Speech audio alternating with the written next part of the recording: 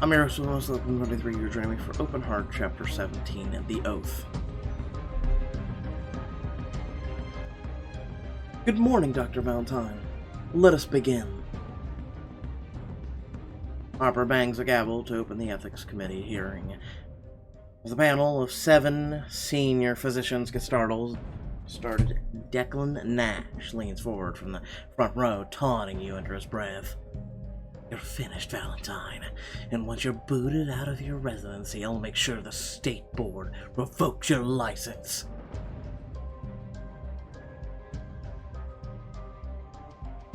Declan, I'll answer my colleagues, not you.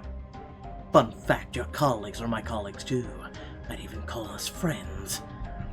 Dr. Cyrus and Dr. Wynn just had dinner at my penthouse last night, and boy, did we ever talk about you.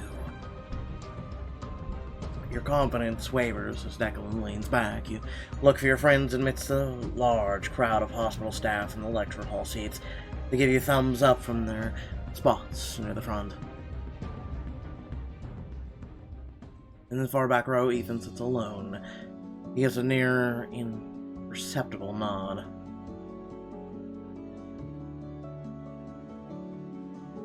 The 7 senior physicians who will decide your fate look at you expectantly. The patient is dead. Teresa Martinez. By your own admission, you stole a sample of a drug and administered it without hospital approval. I had Mrs. Martinez's approval, and she understood the risks. But before we vote on whether to rescind your privileges and terminate your residency, you have the opportunity to defend your actions. Now, Dr. Valentine, I understand you brought witnesses to testify on your behalf, including former patients. I just hope I've chosen patients who have good things to say about me. Willow, the twin you found a loophole for. Chandra, the lawyer who taught you to delegate.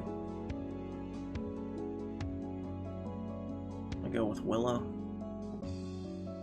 Willow seems nervous in front of everyone when she tells her story of how you got her into a government-funded study to pay for her medication. So you're saying Dr. Valentine found a way to circumvent hospital policy and the law to help you? Every other hospital kicked us out, or was going to stick us with a bill that would bankrupt me and my brother. Dr. Valentine stuck her neck out for us. She didn't give up. She's the reason I think Edenbrook is the best hospital there is. A couple of panel members nod, sagely taking notes. Willow smiles nervously at you. Remy, the surfer with the genetic condition. Nigel, the burping PETA. Remy, I think, was a good one. Hang on, Remy. You're telling us Dr. Valentine wishes precious time and resources on genetic test when you were here for respiratory infection? Yeah, but she was right. I'm gonna develop distal muscle dystrophy one day. I see. That news must have been devastating, especially since you didn't want the test. It sounds to me like Dr. Valentine ruined your life. Nah, bro, you don't get it. Dr. Valentine saved me. All the moments I would have wasted, I know what they mean now. I make them count. Remy leaves the stand. He fist bumps you. Okay, next I'd like to call Sharon, little Tommy's mom. Jake, the star baseball player. Oof. I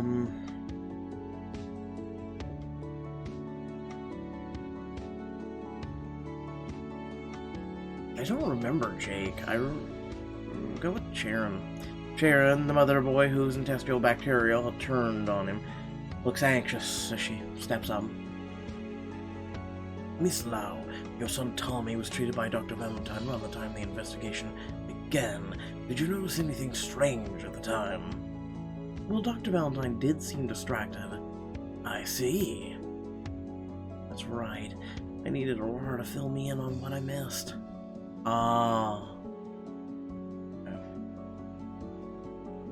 Sister of the pregnant woman you lost, Annie, your first patient.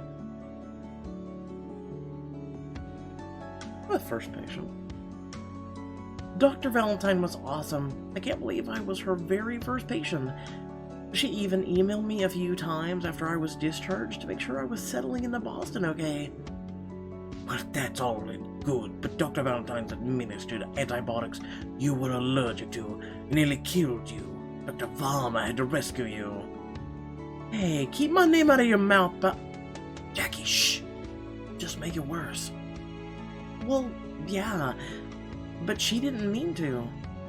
Of course not, but that doesn't matter, does it? You notice Dr. Cyrus and Declan exchanging a sly smile. I think that's quite enough to establish Dr. Valentine's shortcomings as a physician. Let's move on to the panel's witnesses. No offense, but I'd rather hear from people who know the profession. This could be going better. Glance back at your friends whose mouth words of encouragement. Keep your head up. It ain't over yet. Don't give up. You look to the back row, hoping to see some sign of hope from Ethan, but he's gone. Oh no. I hope that doesn't mean something bad is happening with Dr. Banerjee. Dr. Morini, please come forward. Zaid steps to the front, avoiding eye contact with you. You've been overheard saying that Dr. Valentine is, quote, a colossal pain in your eyes. Is that accurate? Yeah, what intern isn't? Would you characterize Valentine as difficult? You know what I characterize as difficult. Triaging 3,000 desperate, pleading victims of a subway crash. Dr. Valentine had to do that just the other day as a damn intern, and she was stellar. She saved lives that day. Up next is Inez De La Rosa. That's me! Awesome. Inez loves me, so glad they're calling her up. Dr. De La Rosa, Dr. Valentine is one of your interns, correct? More than my intern, she's my friend. So you say that, even though she administered an unapproved drug on one of your patients without your knowledge. That doesn't sound like a friend to me. Not good. Inez is so sweet. It makes it look like I took advantage, and maybe I did. Wow, she didn't... Well, the only word she got was, she's my friend and I'm screwed. Lastly, would any senior staff like to make a statement on Dr. Valentine's behalf? Front staff only, please. Your footsteps coming down the stairs behind you. It's the doctors you convinced at the country club. A doctor's intern, yes. Baptism by fire, and I've never seen anyone rise to that challenge better than Dr. Valentine. We've all heard plenty about Dr. Valentine today, but nothing speaks more to a person's character than the way they golf. Now then, I think it's time for a recess. Don't I get to speak? Everyone turns to the forlorn middle-aged man slowly coming down the stairs. Reading your confusion, Declan whispers to you. That's Luis Martinez, the son of the woman you got killed, the one suing the hospital. You're so toast, it's making me crave breakfast. Oh no. You watch tense. Mr. Martinez approaches the stand. He pauses as he passes your seat, looking at you with dark, troubled eyes. You the one who did it. I am. He winces as he moves towards you, bracing for whatever's coming. And suddenly, he hugs you. His eyes well with tears. Thank you. What in the... Mr. Martinez, the doctor, she's why your mother is dead. And she's why my mother lived. You're not upset with me? I was at first. Furious. My mother, she meant everything to me. I was against my mother going abroad at all. I thought it was too dangerous. He looks over at the panel. But when someone showed me the photo of her in Paris, that smile on her face I hadn't seen since I was a boy, I knew. I knew why Dr. Valentine did it.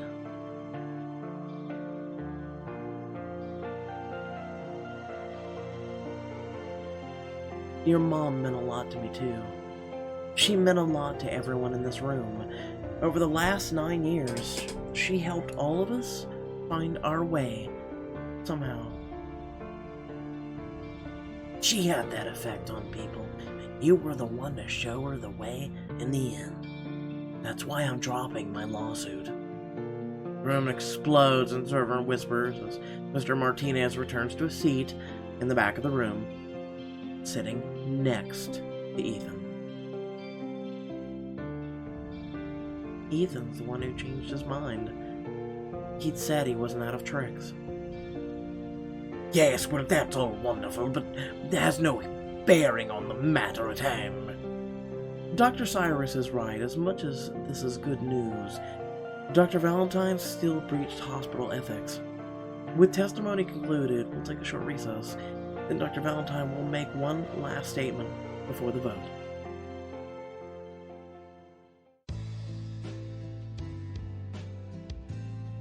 Out in the atrium with your friends, you pace back and forth nervously. I've got one last chance to save my skin. What do I even say? Relax. Though the first part didn't go, well, like we'd hoped, it's always more fun to get the come-from-behind win anyway, right? That's not as comforting as you think it is, Bryce. I'd just like to tell them all to kiss my ass, but that probably wouldn't go over great. Stick to your guns. Say what you mean. You confessed so you could have the truth on your side. Let it fight for you. Across the atrium, you overhear Aurora and Harper arguing. Everyone else is watching the hero. Why can't I? Because, Aurora, this is a perfect chance for you to pick up some extra cases. But report to Dr. Alondra and Dr. Miralles. Tell them I sent you. God on Harper! Would you just stop? Just listen to me. Ever since I got here, you've used me to feel like you're still practicing. That's not true. No? Tell me how much you love being chief then. Tell me how you don't miss being a surgeon. How much you love paperwork and kissing up to scumbags like Declan Nash. How much you didn't care about getting back in the OR the other day. Aurora, you can't talk to me this way. You know what the hilarious thing is? Valentine is exactly who you've always wanted me to be. And you're letting Nash railroad her out of a fair hearing. Upset, Aurora storms off. Harper watches her shell-shocked. Ooh, God, I love when people use that word. Whoa, did that just happen? Aurora passes by your group, flinging back tears. She stops and glares. What? Aurora, it's about damn time. Aurora roughly wipes a tear from her cheek. Yeah, it was. Minutes later, you return to the lectern for the final time. Dr. Valentine, you stand accused of not just breaking Edensbrook policies, but the Hippocratic Oath. First, do no harm. You broke your vow as a doctor. I don't believe I did. I see. Might I ask what you think it means to be a doctor, then? What it means to be a doctor? It means being there, no matter what. Being a doctor isn't just about diagnosis and treatment, it's more than that. You look back at your friends. It's about helping people through thick and thin. It's about sticking together against all odds. My patients have helped me as much as I've helped them, and Miss Martinez was no different. There's a burst of applause from the audience. Cyrus looks angrily at Harper, who looks distracted. Chief Emery, do something about this. Oh, settle down, everyone. Please. One last question, Dr. Valentine. Do you regret what you've done?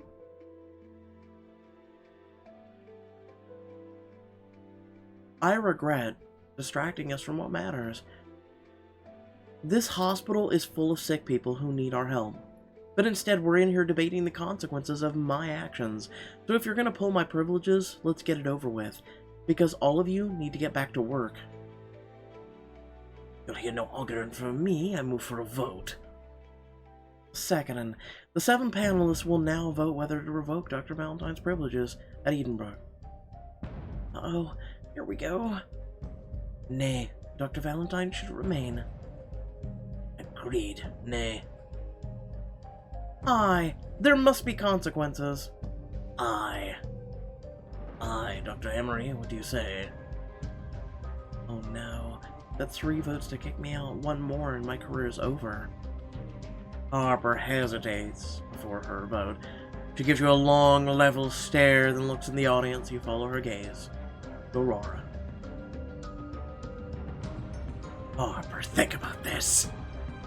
Dr. Valentine, you've proven you're someone who focuses as much on what a patient wants as their body needs. But we're not here to save bodies, we're here to save lives. I vote nay. It's tied. Last vote decided. This is a very difficult decision. Dr. Valentine clearly shows great promise as a doctor, but I'm afraid my answer is aye. No.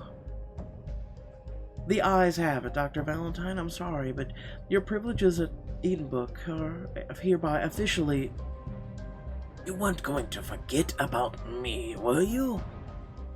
The crowd gasps, and you turn around to see Naveen hobbling in on a cane. Landry helps him down the stairs.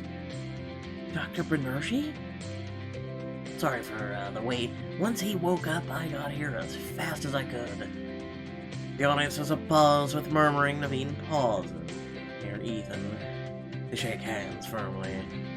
Naveen, what are you doing here? You said you were retiring. I should have said I was expiring. Until yesterday, I was on the verge of death. Sepsis, unknown origin. Unknown, that is, until Dr. Valentine gave up her last day to prepare for this hearing by solving my case. Now then, I believe that seat still has my name on it. Cyrus, stop this! That's fantastic news, Dr. Banerjee. But I'm afraid it's too late for your vote. Procedural. You never were a good liar, Cyrus. Naveen takes his place in the 8th panel seat and smiles gently at you. And my vote is an aye. Wait, what? You're kicking me out too? Oh, sorry, I thought the vote was to keep you. I meant a nay. I suppose it's a tie. 4-4. Unbelievable! While you haven't been unanimously cleared, the bylaws do require a probationary period. Probation, I'll take it. I'm still a doctor. Crowd explodes into applause, everyone's clapping. Except Ethan, he just sits in the back row, arms folded, a small smile at the corner of his lips.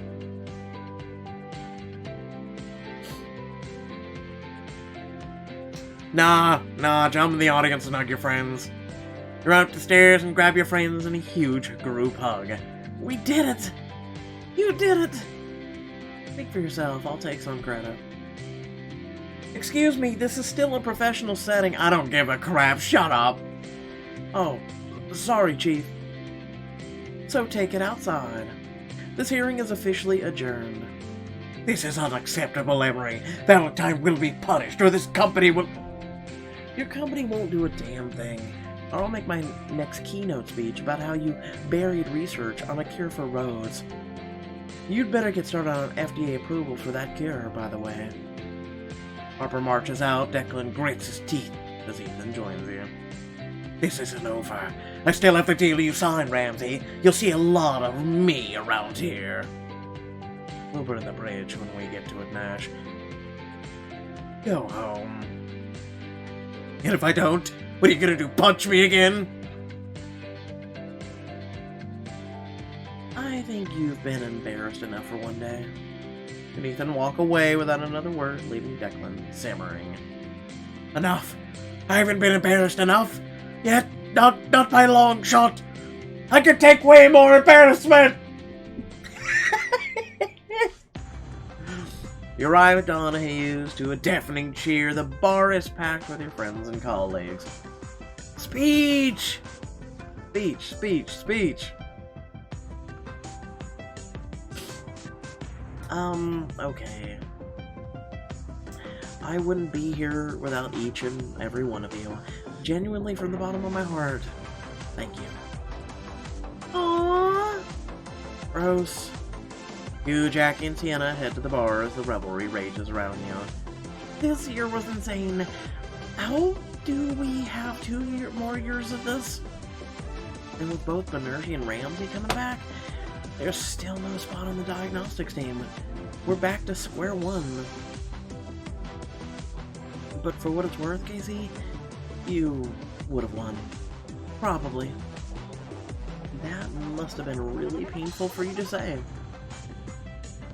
It was. Now I need a drink to wash the taste out of my mouth. Oh crap. Don't let the bartender see. I think they're not allowed in here. See who? You look down to see Crush and Cinnamon scurrying around the floor. Pick up Cinnamon, who perches on your shoulder, tongue wagging. I'm happy to, Cinnamon. Hey, where's Locum? Oh no! Locum's made her way down the bar to an unattended tequila shop. She sniffs it curiously and starts lapping it up. Locum! Huh, Locum's getting trashed. Bryce, Raphael, and Kara join you at the bar. Hey, big guy, you looking better? Feeling better. I even tried to show up for my shift today, but my supervisor insisted I take another month off. You gotta enjoy your free time while you can. Well, if you need company, you can hang out with me. Sitting around the hospital hooked up to a chemo IV is super boring. How is that going, by the way?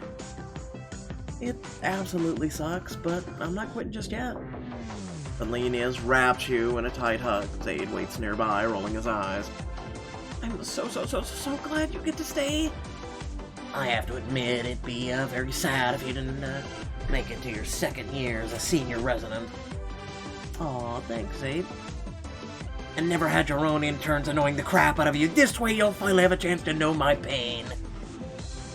Well, thanks for believing in me. I wouldn't be the doctor I am today if not for you. Yeah, you wouldn't be a doctor at all. I'll translate that from Zaid's speak. Inez squishes Zaid's cheeks as she moves his lips like a ventriloquist dummy. You're quite welcome, Casey. Later on, you spot a few familiar faces in the crowd. Aurora. Well, she's what helped. Aurora sitting alone in the corner with a beer, flipping through her phone. You walk up.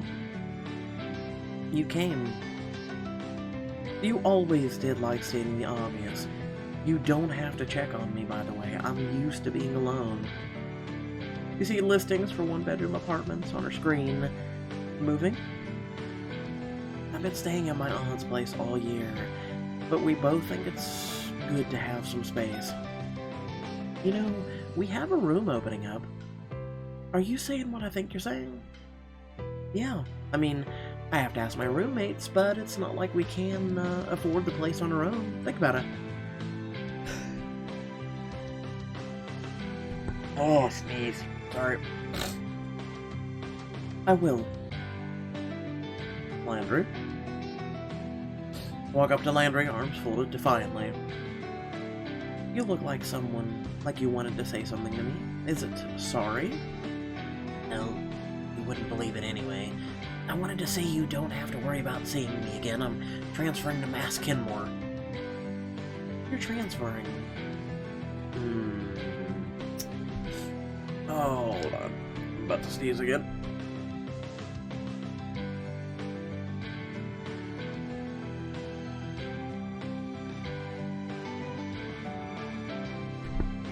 Oh, hello allergies. Holy crap. I mean, he did help at the end. He did help with the energy and everything. Good luck over there. Really?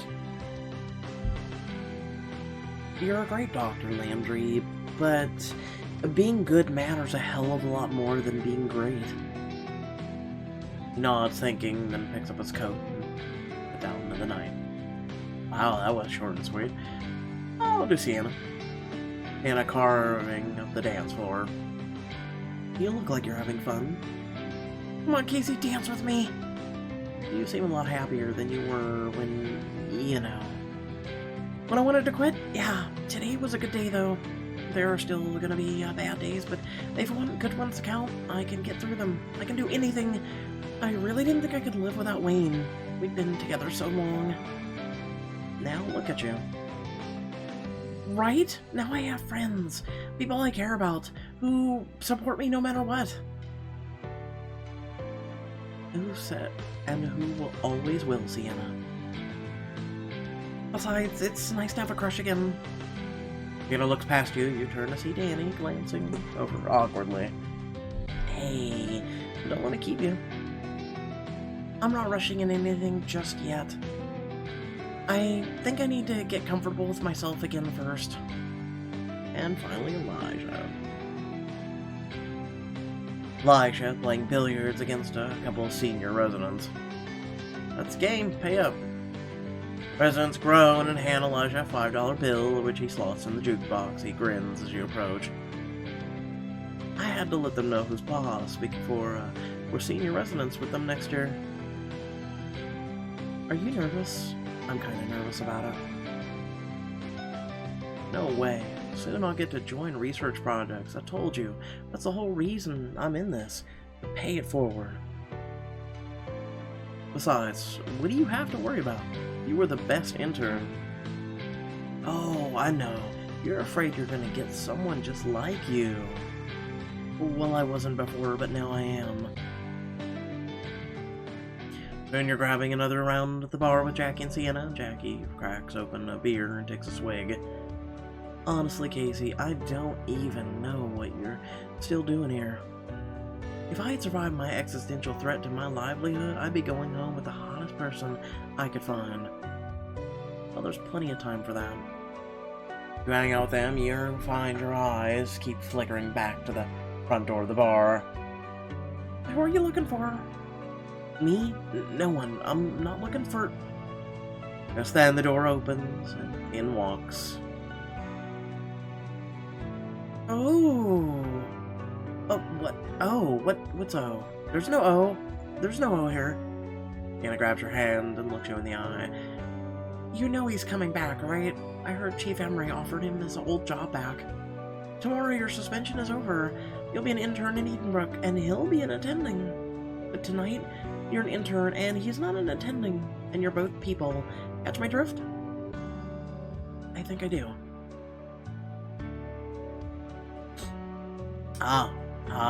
Then there's Raphael.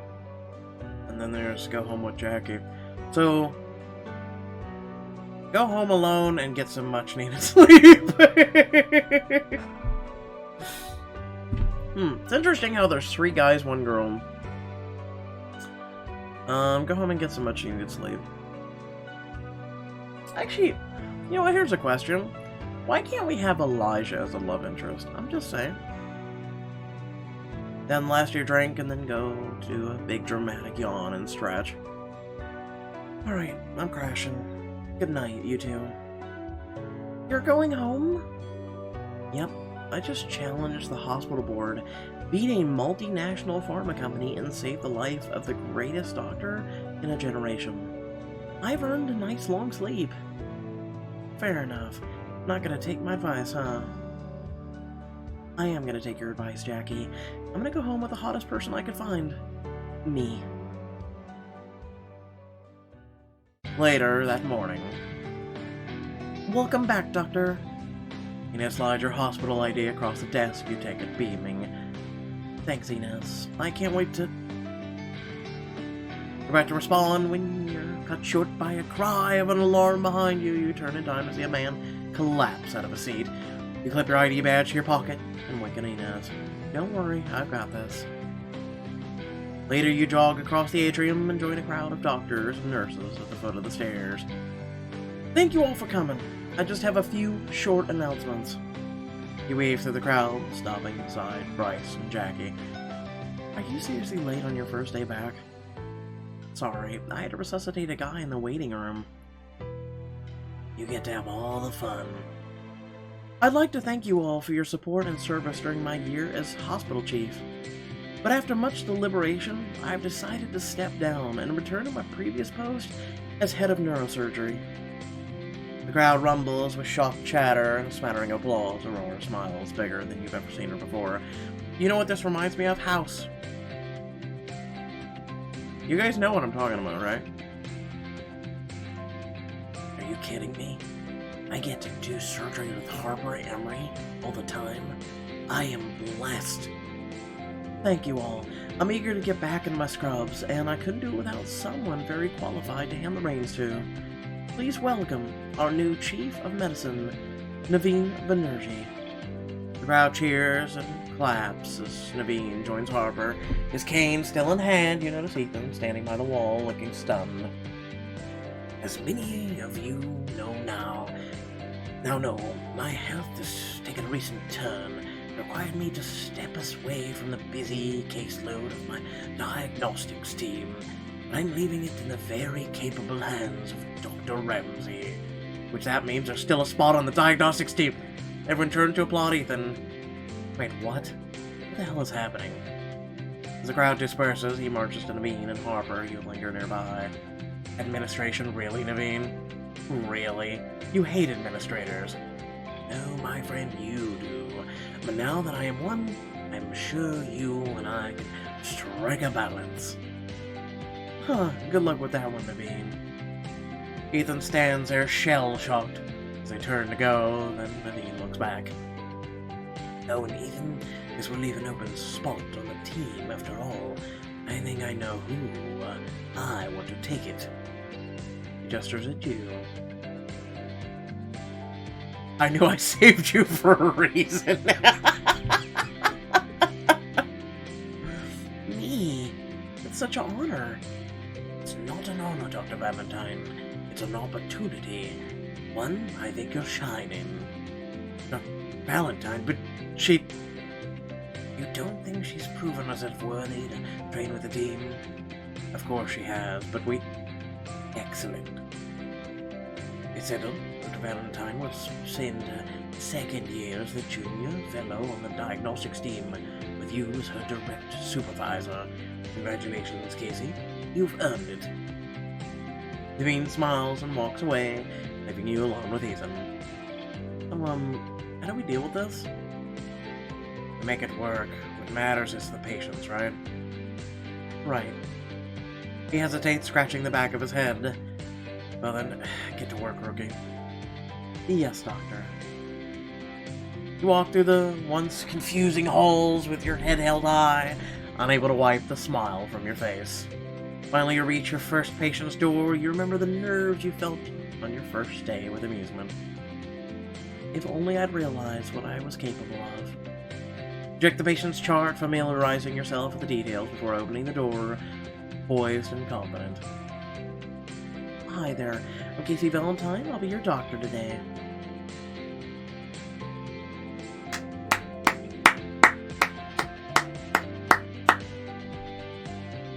I like this book. I'm just saying, I like this book. It means a lot. It's actually a very beautiful book. So hopefully, Pixelberry, if you're watching, hopefully you do a book too. This book is actually one that I have to say, all around was a really solid book. And I can hold my head held high after doing this for, what, 3 years? We've been in this together for that long, holy crap. Come this August. And, yeah, that was a good book. It was a good book. So yeah, please, I'm gonna ask you, please do a book too. Like, you have so much to pull from. You've got, which I saw, and I look at now, as House. You have House to pull from, which you have Dr. Emery being that. You have, Cuddy slash God, I forget his name. The one House used to poke and poke and poke until he finally got promoted to be head of the hospital. Like, you've got that whole entire awesome thing to pull from the diagnostics perspective. I loved House. There's a ton of people who loved House. And then also ER, which I believe a lot of this was pulled from, hospital dramas and things like that. So, again, I say this with much love. Please do book 2. I really like this, because this is definitely my jam. But also the fact that I have to say this was a well-rounded book. It didn't focus entirely on relationships. It didn't focus entirely on the whole drama as a whole. It focused on what it should do. And the people who worked on this, keep them together. The awesome book, and I want to thank you. So without further ado, I hope I did a fair enough job doing the voices. If I didn't, let me know, and I always aim to improve. Constructive criticism is a wonderful thing. But without further ado, I'll catch you guys for the next book or the next video. Peace out.